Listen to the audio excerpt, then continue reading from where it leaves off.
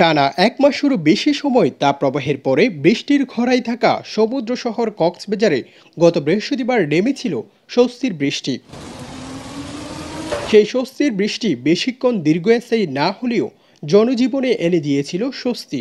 এরপর শুক্র, শনি ও সোমবার ভোরে কিছুটা বৃষ্টি দেখা মিলে, তাতেই প্রকৃতিতে ফিরে আসে সজীবতা এবং কিছুটা কমতে শুরু করে গরমের তীব্রতা। কক্সবাজার আবহাওয়া অধিদপ্তরের সহকারী আবহাওয়াবিদ আব্দুল হান্নান জানান, কক্সবাজারে অস্থায়ীভাবে আংশিক মেঘলা আকাশ সহ আগামী 2-3 দিন তাপমাত্রা নিয়ন্ত্রণে থাকবে। সে সাথে গুড়ি গুড়ি বৃষ্টিও হতে পারে। আগামী 2-1 দিন এরকমই মেঘলা, আংশিক মেঘলা কিংবা একটা বৃষ্টি হতে পারে, হালকা বৃষ্টি আর কি, ভারী বৃষ্টির তেমন ধরনের, তবে তাপমাত্রা এরকম যেরকম এখন নিয়ন্ত্রণে আছে এরকমই থাকবে।